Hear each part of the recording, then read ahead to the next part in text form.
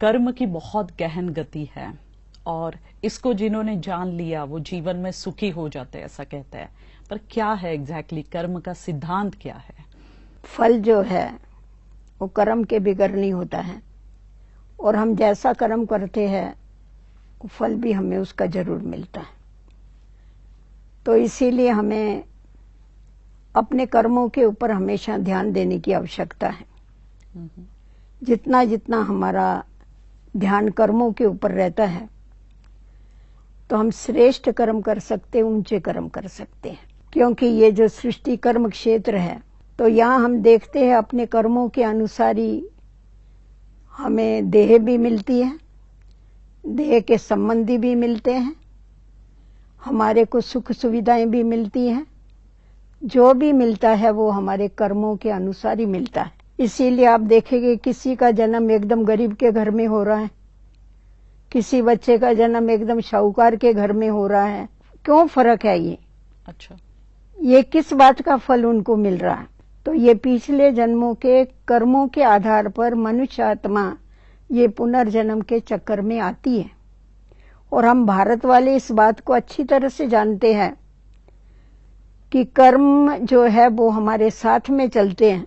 इसीलिए हम लोग देखते हैं अगर कोई शरीर छोड़ करके जाता है, जिसको मरना कहते हैं आप लोग, वो शरीर खलास हो जाता है, परंतु आत्मा पुण्य और पाप अपने साथ में लेकर के जाती है।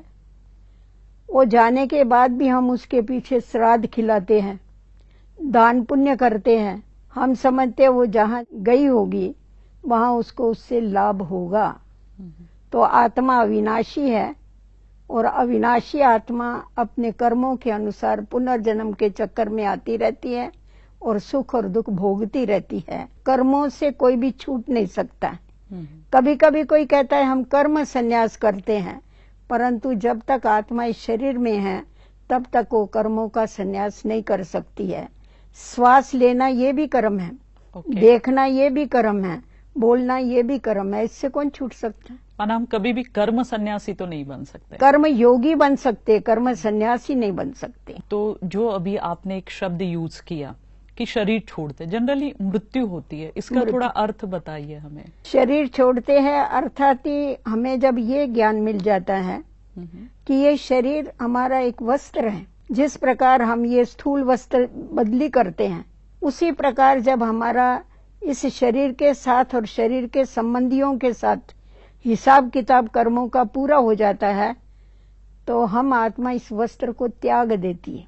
और ये वस्त्र त्यागने के बाद जहां पर हमारा नया हिसाब किताब बना हुआ होता है, वहां पर जाकर के हम जन्म लेती है। तो इसलिए मृत्यु नहीं कहते हैं, क्योंकि आत्मा अजर अमर अविनाशी है।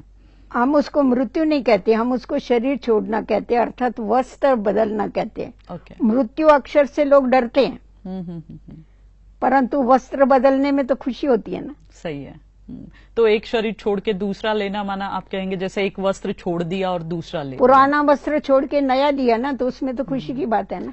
लेकिन साथ में वो कर्मों का खाता या वो कर्मों की गठरी तो लेके ही जाएंगे ना। लेके ही जाना पड़ेगा। हाँ। पुण्य भी लेके जाना पड़ेगा, पाप भी लेके जाना पड़ेगा, दोनों भी चीजें हम साथ में लेके जाते। तो जैसा कर्म वैसा फल मिलने ही वाला है।